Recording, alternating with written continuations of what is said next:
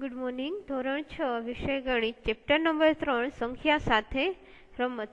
તેમાં આપણે સ્વાધ્યાય 3.4 ના દાખલા 5 સુધી પૂરું કર્યું હતું. હવે જોઈએ દાખલા નંબર 6. રકમ છે એક સંખ્યા 5 અને 12 વડે વિભાજ્ય છે, તો તે સંખ્યા બીજી કઈ સંખ્યા વડે વિભાજ્ય થઈ શકે? તો 12 અને 5 નો આપણે ગુણાકાર કરીએ તો તમને શું મળશે જવાબ? તો કે 60. તો એ બીજી કઈ સંખ્યા વડે વિભાજ્ય થશે? તો કે 60 વડે વિભાજ્ય થઈ શકશે. આ એ ધ્યાન રાખવાનું છે કે જો આપણે કોઈ સંખ્યાને બે અવિભાજ્ય સંખ્યાઓ વડે ભાગી શકીએ તો એ આખી સંખ્યાને એના ગુણાકાર વડે પણ ભાગી શકીએ. 5 અને 12 વડે ભાગી શકીએ તો એ બંનેનો ગુણાકાર એટલે કે 60, તો એના વડે પણ આપણે ભાગી શકીએ.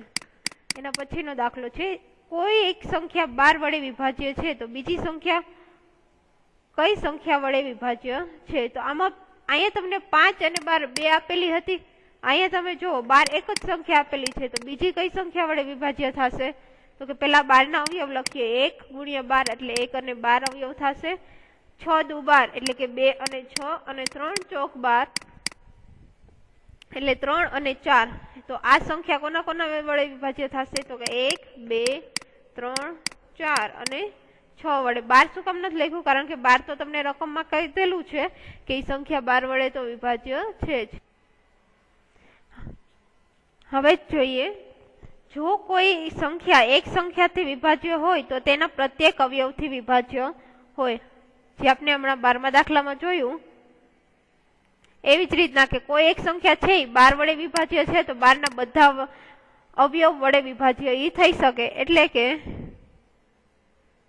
એના પ્રત્યેક અવયવથી પણ વિભાજ્ય થઈ શકે, જે આપણે આગળના દાખલામાં જોયું. જો કોઈ સંખ્યા બે અવિભાજ્ય સંખ્યાથી વિભાજ્ય હોય તો પણ તેના અવયવથી વિભાજ્ય હશે. ત્રીજો પોઈન્ટ જોઈએ, જો આપેલી બે સંખ્યા કોઈ સંખ્યાથી વિભાજ્ય હોય તો તેના અવયવથી પણ તે સંખ્યાઓ વિભાજ્ય હોઈ શકે. ટૂંકમાં જેના સંખ્યા હોય એના અવયવથી પણ એ સંખ્યાનો આપણે ભાગાકાર કરી શકીએ. અને જો આપેલી બે સંખ્યા કોઈ સંખ્યાથી વિભાજ્ય હોય તો તે સંખ્યાના તફાવતથી પણ એ શું કરી શકે? વિભાજ્ય થઈ શકે. તો હવે જોઈએ સ્વાધ્યાય 3.5.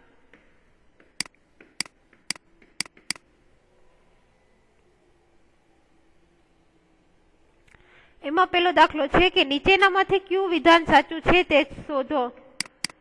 પેલા રકમ વાંચું છું. જો કોઈ સંખ્યા 3 થી વિભાજ્ય છે તો તે 9 થી વિભાજ્ય હોય છે. એટલે 3 થી હોય તો 9 થી હોય જ એવું કહેવા માંગે છે, તો એ વિધાન શું આવશે? ખોટું. બીજું જોવો, જો એક સંખ્યા 9 થી વિભાજ્ય છે તો તે 3 થી ચોક્કસ વિભાજ્ય હશે, તો આવશે સાચું. શું કામ? કારણ કે 3 છે એ 9 નો અવયવ છે. જે સંખ્યા તમે લ્યો છો એના અવયવ વડે ભાગી શકો.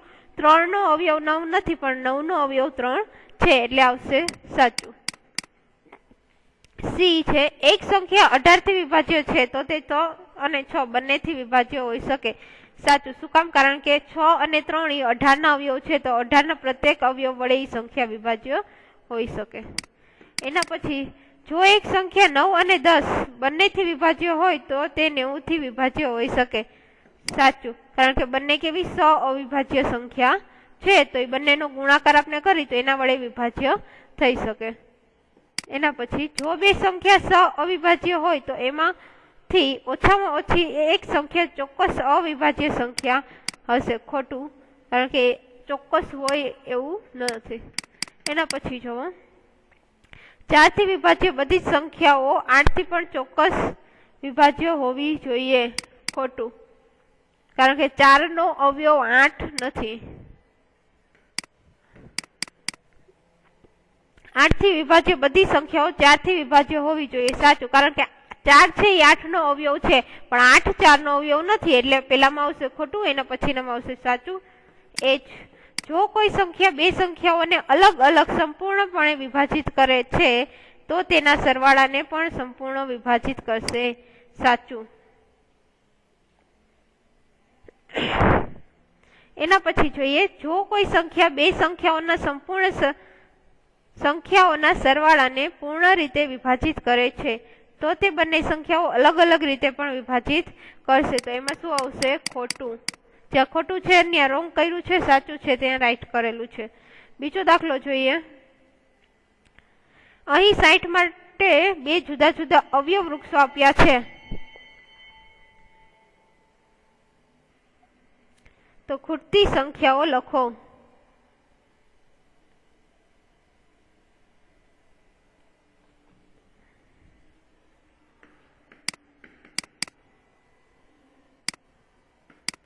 અહીંયા 60 છે, પછી એક છે 6 અને એક છે 10, એટલે કે 6 ગુણ્યા 10 કરશો એટલે તમને મળશે 60.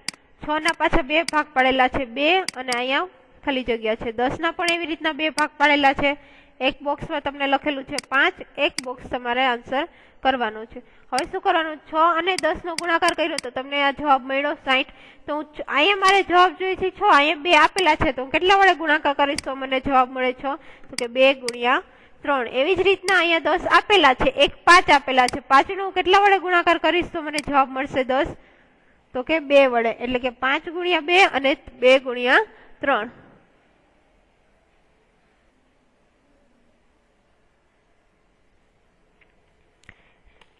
એના પછીનું જે છે એ પણ 60 નું જ છે.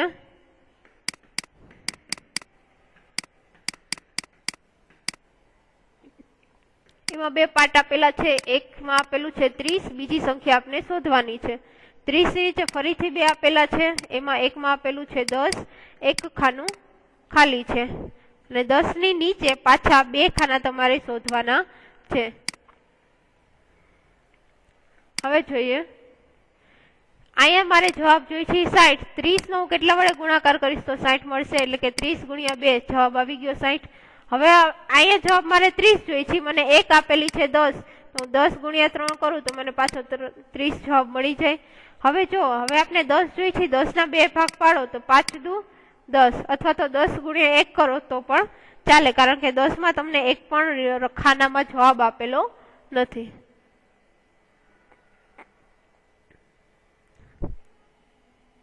ત્રીજો દાખલો છે, વિભાજ્ય સંખ્યાના અવિભાજ્ય અવયવો પાડવામાં કયા અવયવોનો સમાવેશ થતો નથી? તો કયો આવશે? અવયવ 1. એના પછીનો દાખલો, 4 અંકની સૌથી મોટી સંખ્યા લખો, તેને અવિભાજ્ય અવયવની રીતે રજૂ કરો. જે આપણે પેલા ભાગાકાર કરીને કરતા હતા એવી રીતના તમારે એને રજૂ કરવાની છે. ત્રીજા પ્રશ્નના જવાબમાં આવશે 1.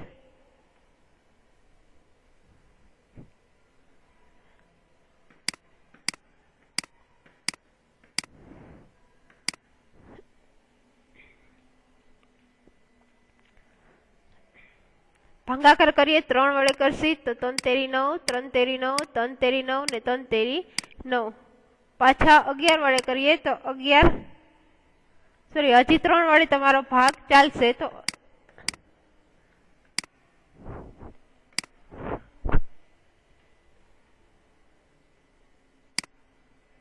જ્યાં સુધી ભાગ ચાલે ત્યાં સુધી ચલાવીએ. તો કે 3 એકા 3, 3 એકા 3, 3 એકા 3. જો તમને આવી રીતના ન ફાવે તો સાઈડમાં તમે રફ બુકમાં ભાગાકાર કરી અને ડાયરેક્ટ અહીંયા જવાબ લખી શકો. 11 વડે કરીએ, બે સંખ્યા લેશે, 11 એકા 11, 0, અને ફરીથી આવશે 11 એકા 11. હવે જોઈએ તો 101 ગુણ્યા 1 એટલે જવાબ મળશે 101. તો આના અવિભાજ્ય અવયવ ક્યાં ક્યાં થશે? 3 ગુણ્યા 3 ગુણ્યા 11 અને ગુણ્યા 101. એના પછી છે 5 અંકની નાનામાં નાની સંખ્યા લખો અને તેને અવિભાજ્ય અવયવની રીતે રજૂ કરો. હવે આપણે કેટલા અંકની લખવાની છે? 5 અંકની.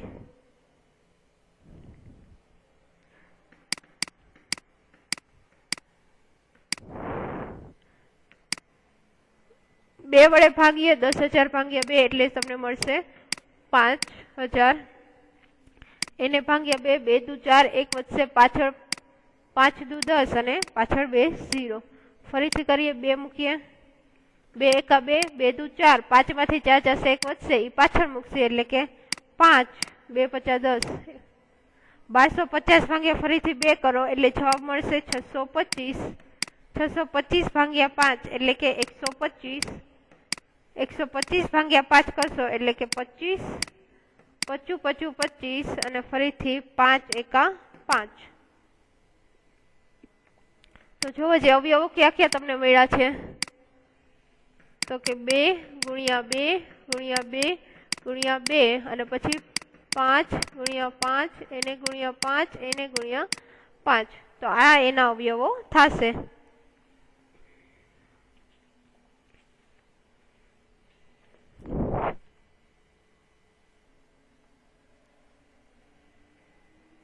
એના પછી છઠ્ઠો દાખલો છે 1729 ના બધા અવિભાજ્ય અવયવો જણાવો. તેને ઉતરતા ક્રમમાં ગોઠવો. હવે તે બે ક્રમિક અવિભાજ્ય અવયવોમાં જો કોઈ સંબંધ હોય તો લખો. પહેલા તો આપણે એનો ભાગાકાર કરીએ.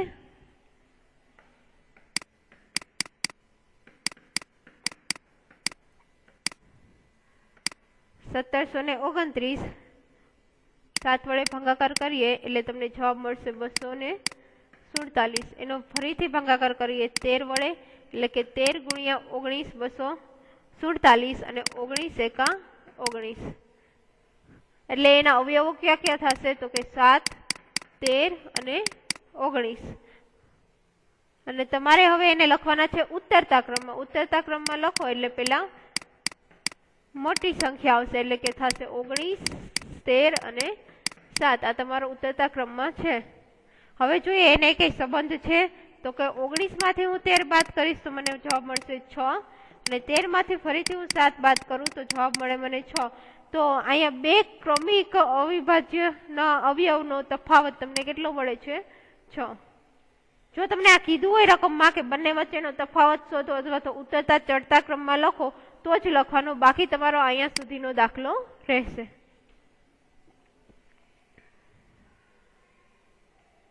એના પછીનો 7મો 3 ક્રમિક સંખ્યાઓનો અવયવી હંમેશા 6 થી વિભાજ્ય હોય છે. આ વિધાનને ઉદાહરણોની મદદથી સ્પષ્ટ કરો. આપણે 3 ક્રમિક સંખ્યા લઈએ. પેલા તો ક્રમિક એટલે લાઈનમાં આવવી જોઈએ. તો કે 8, 9 અને 10 આ 3 સંખ્યા મેં લીધી. હવે એને ગુણાકાર કરીએ. 8 ગુણ્યા 9 ગુણ્યા 10 એટલે કેટલા આવશે 720. તો 720 નો તમે ભાગાકાર કરો 6 વડે તો જવાબ મળશે 120. એટલે ભાગાકારમાં શેષ વધતી નથી તો એ ક્રમિક સંખ્યા 6 વડે વિભાજ્ય છે. બીજું એક લઈએ તો કે 11, 12 અને 13 ત્રણેયનો ગુણાકાર કરીએ. તમે કોઈ પણ સંખ્યા 3 લઈ શકો પણ ક્રમિક હોવી જોઈએ. 1716 એ તમને જવાબ મળશે. હવે 1716 ભાગ્યા 6 કરશો તમે તો તમને જવાબ મળશે 286. એટલે કે એક પણ શેષ વધતી નથી તો તમે 3 ક્રમિક સંખ્યાઓને 6 વડે વિભાજ્ય કરી શકો. 8મું છે કોઈ પણ બે ક્રમિક વિષમ એકી સંખ્યાનો સરવાળો 4 થી વિભાજ્ય છે. કેટલાક ઉદાહરણની મદદથી સમજાવો.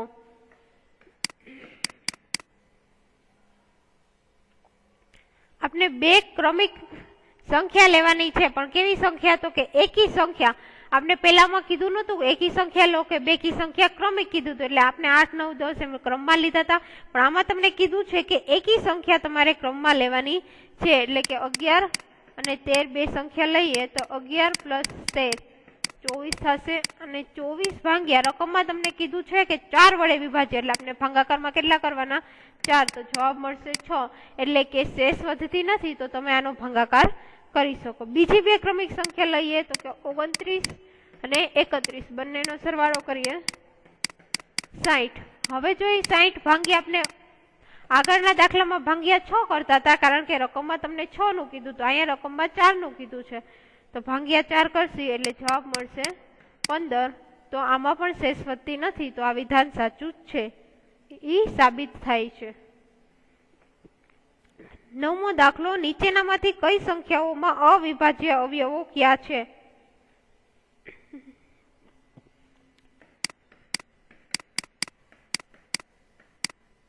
એમાં તમને આપેલી દીધું છે કે 24 છે તો એના 2 ગુણ્યા 3 ગુણ્યા 4 તો 4 એ અવિભાજ્ય અવયવ નથી. અવિભાજ્ય અવયવ એટલે જેના તમે ભાગાકાર કરી શકો નહીં, ભાગ પાડી શકો નહીં, ગુણ્યા 4. 2 અને 3 ના ન પાડી શકો, 4 ના પડે, 2 ગુણ્યા 2 એટલે કે આ છે એ અવિભાજ્ય થઈ શકશે નહીં. બીજું છે 56. એના અવયવ તમને આપેલા છે 7 ગુણ્યા 2 ગુણ્યા 2 ગુણ્યા 2. તો આનું અવિભાજ્ય અવયવીકરણ થયું કહેવાય, કારણ કે આના 7 ના તમે 4 ગુણ્યા 3 કેવી રીતના ભાગ પાડી ન શકો, એવી જ રીતના 2 ના પણ ન પાડી શકો. એટલે આનું આપણે કહી શકાય કે અવિભાજ્ય અવયવીકરણ થયું છે. ત્રીજું છે 70.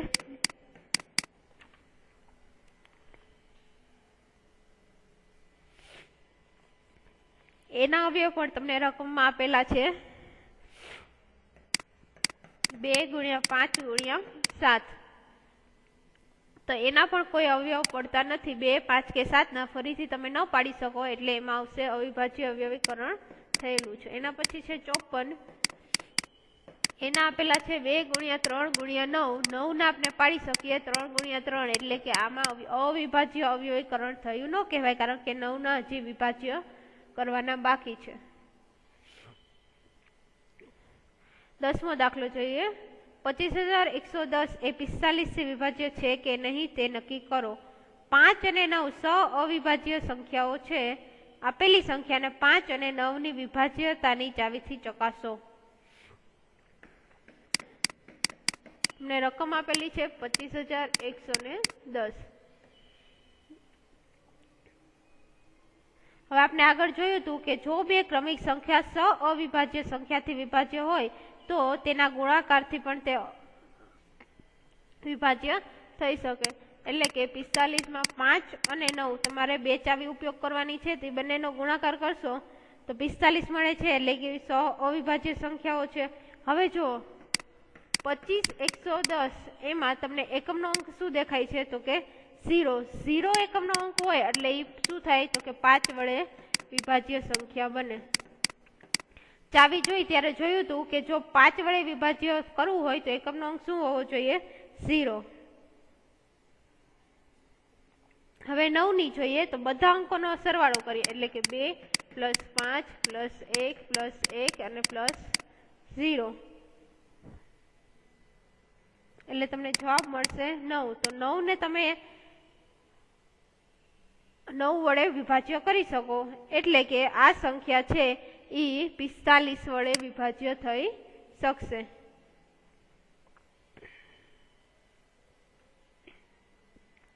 સંખ્યા 18, 2 અને 3 દાખલા નંબર 11 છે.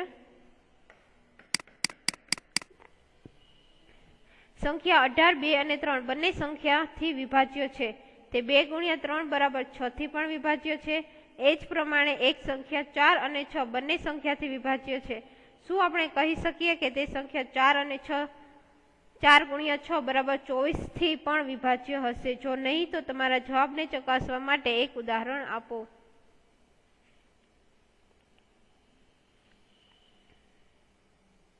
હવે આપણે હમણાં જોયું હતું કે જો કોઈ બે સહવિભાજ્ય સંખ્યા વડે વિભાજ્ય હોય તો એના ગુણાકાર વડે પણ વિભાજ્ય થઈ શકે.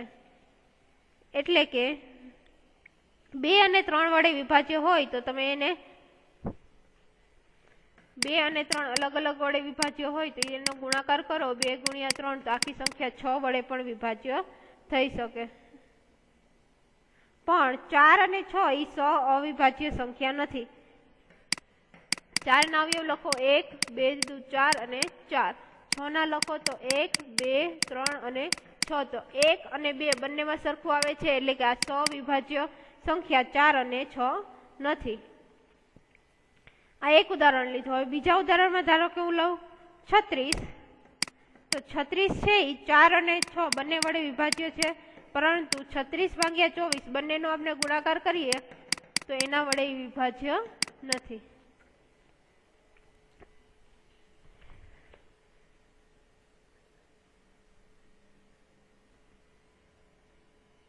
બારમો દાખલો. હું 4 જુદા જુદા અવિભાજ્ય અવયવ વાળી સૌથી નાની સંખ્યા છું. શું તમે મને ઓળખી શકશો? તો નાનામાં નાની જે સંખ્યા હોય અવિભાજ્ય, તો નાની સંખ્યાથી ચાલુ કરીએ તો 4 સંખ્યા કઈ કઈ થશે? 2, 3, 5 અને 7.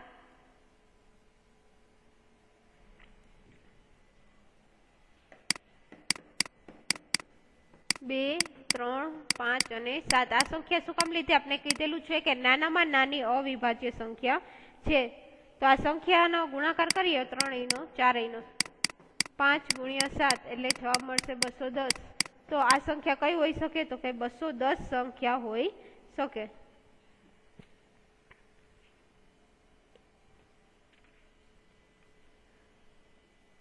અહીંયા સુધી રાખીએ. સ્વાધ્યાય 3.6 છે એ આપણે બીજા લેક્ચરમાં જોઈશું.